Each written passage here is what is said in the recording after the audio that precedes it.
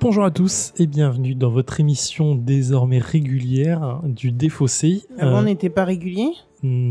Si, on était régulier. On a été même plus régulier. Oui, alors régulière hebdomadaire. Ah, tout de suite, tu me. Non, mais j'essaye d'avoir des clarifications pour les auditeurs. Tu as bien raison. Comment vas-tu, Alex ? Ça va et toi ?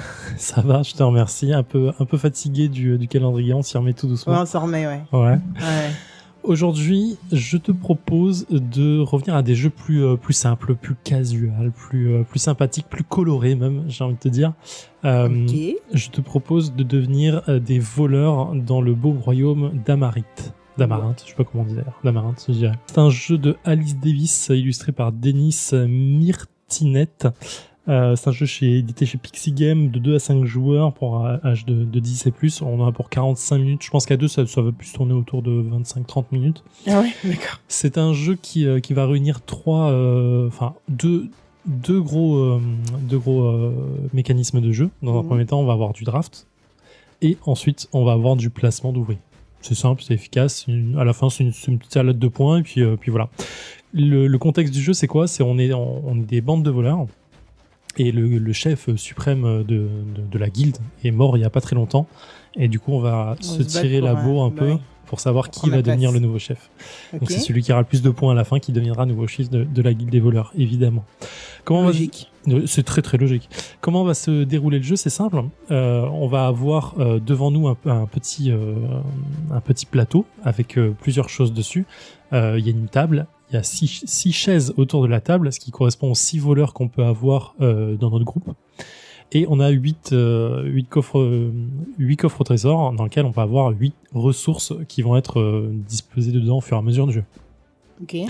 Au début du jeu, on va piocher une carte objectif qui va servir pour la fin de la partie, qui va donner une ligne de conduite grosso modo dans un choix de cartes. Pour que chaque joueur arrive à avoir un objectif clair. Oui, c'est ce qui fait un peu plus de points à la fin, parce qu'on va en faire de plusieurs façons. L'objectif, grosso modo, il va t'aider à sélectionner les lieux. Les lieux que tu vas cambrioler pour avoir évidemment des ressources. Les lieux, c'est la deuxième phase de jeu, c'est là où on va prendre des cartes, on va en distribuer un certain nombre chacun et on va drafter. On va avoir 4 cartes chacun, on va drafter une carte et on va passer le paquet à l'autre, et ainsi de suite, jusqu'à avoir 3 lieux choisis en face de nous. Ok. D'accord ? Ensuite, on les révèle. S'il y a un symbole spécifique, on fait tout de suite l'action qu'il y a dessus, sinon on les place devant nous. Et ensuite, les phases d'action vont commencer.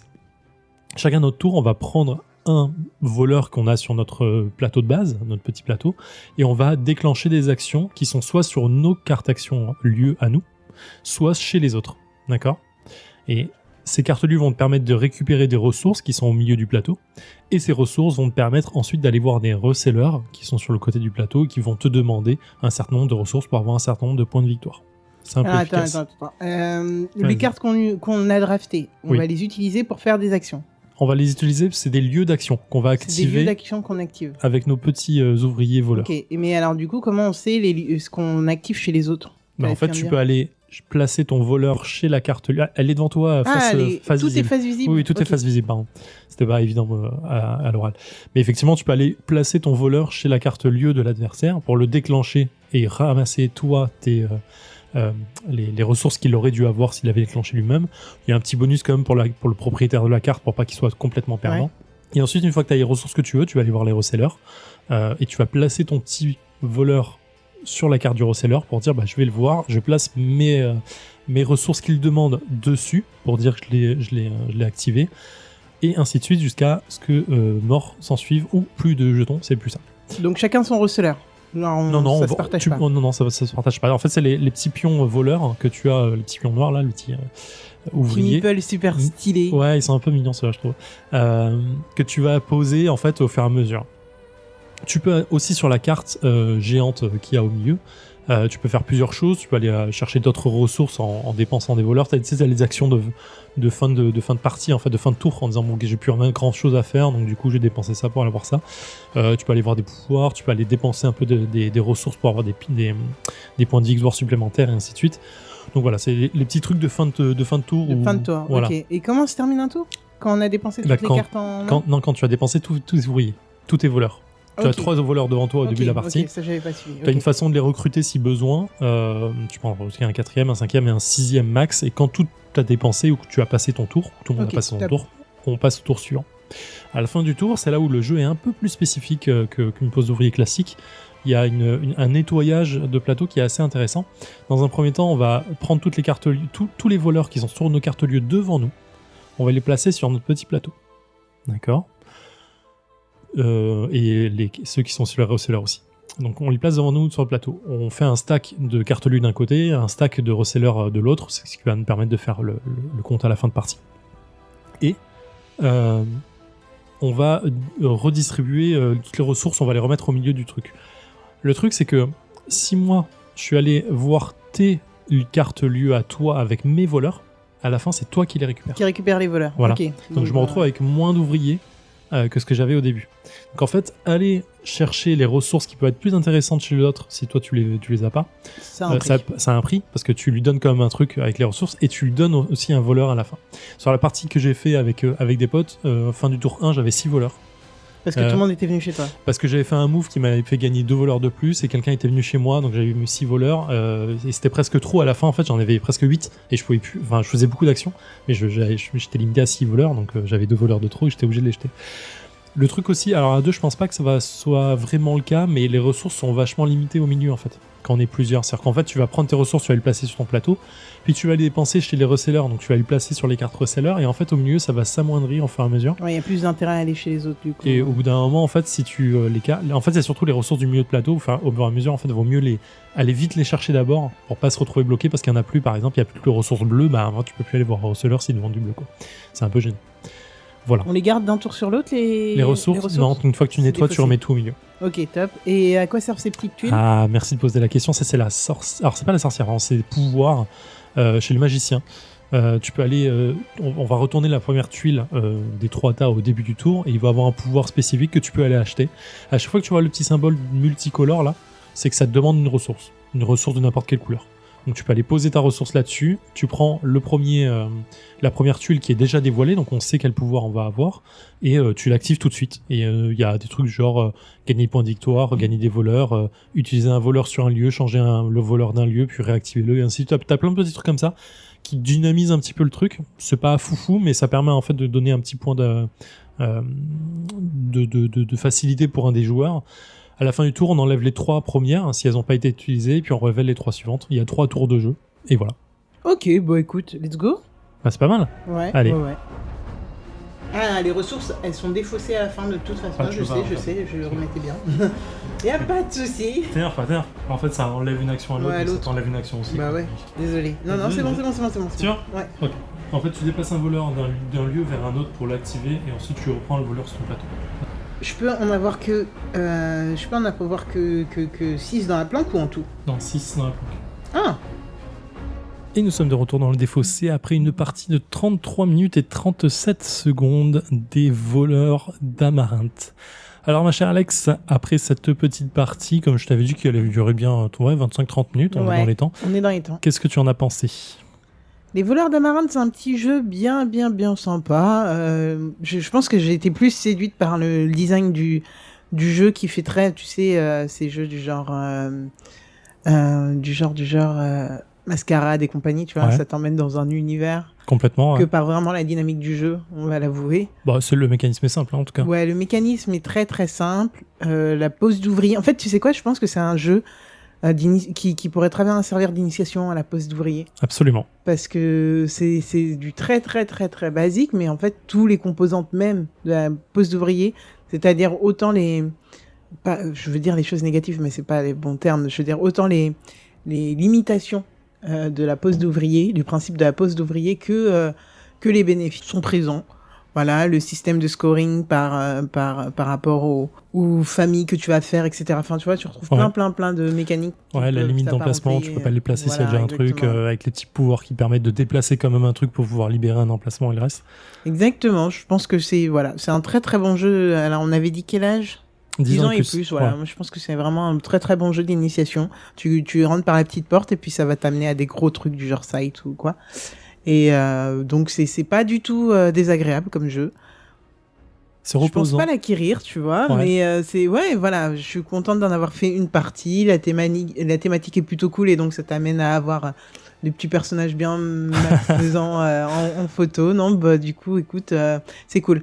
Petit reproche sur l'iconographie qui n'est pas simple au point que, enfin, t'es obligé d'avoir le bouquin à côté. Ouais, Y a rien qui pour est les petits vraiment pouvoirs, effectivement, c'est un peu. Ouais. Au début, c'est un peu relou. Je comprends pas ce qu'ils veulent dire, mais ça, Mm. c'est classique dans tous les jeux. Au bout d'un moment, l'iconographie, c'est vraiment Mais il y un en a métier, j'ai l'impression. qui paraissent clairs au bout Ouais. d'un moment, tu vois. Ouais. Là, j'avais pas l'impression que ça Là, l'était. c'est ma deuxième partie, effectivement, et j'étais obligé de relire à chaque fois en disant putain, lequel ça, c'est quoi déjà? Ouais, C'est celui qui me fait exactement. enlever un voleur ou pas? Non, c'est pas très clair.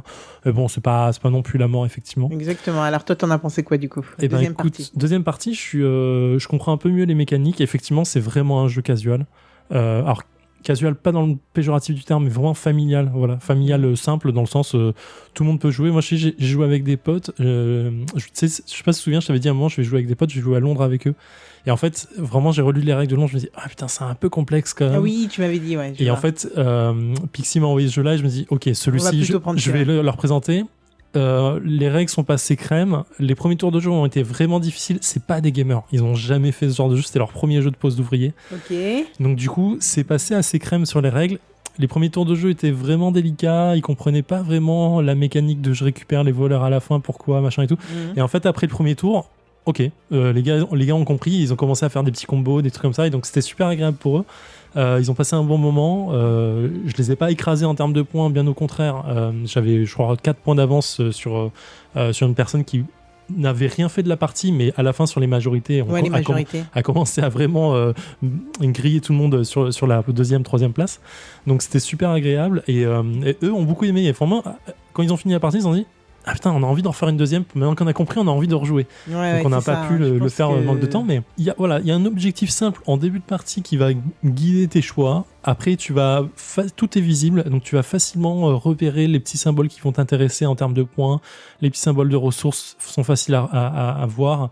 Après, les combos de je pose un voleur pour aller récupérer 2 trucs, machin et tout, ils les avaient pas encore, mais ça vient très facilement en fin de partie. Et voilà, c'est pas un gros jeu, je crois qu'il est à 27 ou 30 balles maxi dans le commerce. Il y a du matos dedans, visuellement, il est super agréable, comme tu le disais, c'est attirant, quoi. Ouais. C'est plein de couleurs, les designs sont beaux, les graphismes sont beaux, les personnages sont très agréables. Ça te vend un univers en plus. La mécanique vend pas l'univers, mais c'est pas très grave. Ouais, c'est pas très.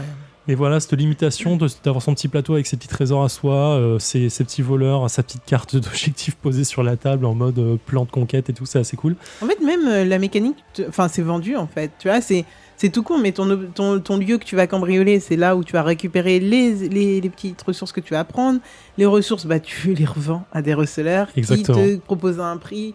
Enfin, ouais, non, en fait, c'est un univers cohérent, franchement. Ouais, tout est cohérent. Je trouve que la mécanique, elle est bien utilisée dans ça, en fait. C'est plutôt cool. Exactement. Et Exactement. je te dis, t'as tes petits trucs de fin de partie où tu dis, bon, bah voilà, j'ai 4 points à grappiller ici, je vais Ouais, le mais faire. en fait, clac, on clac, croit clac. que c'est un petit truc, mais ça l'est pas. Parce que tu peux Ça très peut aller vite vite, hein. monter. Et en fait, moi, j'ai peut-être commis. En fait, je suis pas sûr de la compatibilité de ton objectif personnel avec cet objectif-là. Je pense que tu peux essayer de faire l'un, mais pas te concentrer sur les autres. Sur les resellers, les familles resellers et le. Ouais, soit les familles de resellers, oui, ouais, soit les c'est familles dur. de lieux. Ouais, c'est dur. Ou alors, faut vraiment trouver une bonne combinaison. C'est un peu dur, du ouais, hasard, c'est un peu quoi. dur. Mais c'est hasardeux parce que, alors, hasardeux, t'as du draft, donc tu choisis quand même bien ton truc. Moi, genre premier tour, ça me faisait chier. Les 4 cartes que j'avais, bah en fait, me donnaient pas du tout mon objectif. Ouais, bah voilà. Donc, du coup, après, et la deuxième, en fait, à la fin, j'ai fait qu'une paire d'objectifs, donc ça m'a pas rapporté énormément de ça te points. fait Toi, t'as 2 fait 8 points. Mm. Tu vois, genre, mais c'est pas grave, parce que je me suis rattrapé ailleurs, du coup. Je suis allé chercher les ressources qui m'intéressaient pour les resellers. J'ai pu récupérer pas mal de voleurs rapidement, et ainsi de suite. Donc, tu fais des petits coups de pute rapides, c'est pas foufou, mais c'est intéressant. Moi, j'aime bien. Je le trouve agréable. Je le ressortirai facilement avec des potes sans problème, et je pense qu'ils kifferont d'autant plus Ouais. d'y rejouer. Donc, Bon, écoute. c'est complètement vendu pour moi. Bon, ouais, ouais, t'as l'air très, très, très. Non, ouais, il m'a enthousiaste. agréablement surpris, en fait. Vraiment. Mhm. Je m'attendais à autre chose et je me dis, en fait, ça sert bien le jeu. La mécanique est agréable dans la narration, donc c'est plutôt cool. Moi, je voyais mes petits voleurs se poser à côté de leur plan, donc c'était cool. Voilà. Ok, bah écoute, vendu. Merci. Pas mal du tout. Pas mal. Ouais. Donc, merci Pixie. On fait un petit rappel. Donc c'est un jeu édité par Pixie Games de 2 à 5 joueurs pour 10 ans et plus pour une partie de 45 minutes quand effectivement on est à 5 joueurs. C'est un jeu de Alice Davis et illustré par Denis Martinette. Voilà, on trouve ça dans le commerce à environ 30 balles. C'est pas volé, hein. Il y a plein de petits matos dedans, il y a plein de meeples partout qui sont assez mignons. Donc c'est plutôt cool. Ma chère Alex, on se retrouve la semaine prochaine. Exactement. Avec toi aux commandes. Voilà. On l'a pas n'est dit. plus que 2 en ce moment. Hein. Pour le moment, on n'est plus que 2. On n'est plus que 2. Ouais, Mais ça fait effectivement, bizarre. tu m'as fait un petit rappel quand on a lancé la partie. On n'a pas dit une bonne année à nos auditeurs. Ouais. Ça, j'étais un peu triste. Mais oui, bonne année. Normalement, on est le 1er janvier. C'est pas normalement, c'est même sûr. On est le 1er janvier quand vous écoutez cette émission. Donc bonne année à vous, bonne santé, bonne résolution si vous en prenez. Ouais, si vous en prenez. Bon. On s'en fout un peu. Ouais, voilà. Faites-vous Faites-vous plaisir toute l'année et kiffez bien. C'est exactement Donc, ça. on vous souhaite plein de bonnes choses. On va essayer de vous concocter plein de bonnes choses pour cette année. Et puis, écoutez, profitez. Franchement, jouez, kiffez. Et puis voilà. Et voilà. Et si vous êtes à Cannes, venez nous faire un coucou. On y sera oui. aussi. Et On va essayer de faire d'autres festivals. On va essayer. On s'est fixé un objectif de la bonne résolution du Défaussé, d'essayer de faire un On festival. vient de leur dire de pas faire des résolutions. Ah, mais Ok, on dit ce que vous voulez. C'est cool. Un festival par trimestre. On essaye au moins ça. On en a fait 2 l'année dernière. Bon, ça fait 2 de plus, c'est pas la mort, mais c'est vrai que les déplacements, c'est difficile pour nous, effectivement. Mais voilà. Bah écoutez, kiffez bien, jouez bien, éclatez-vous. Ciao. Bye.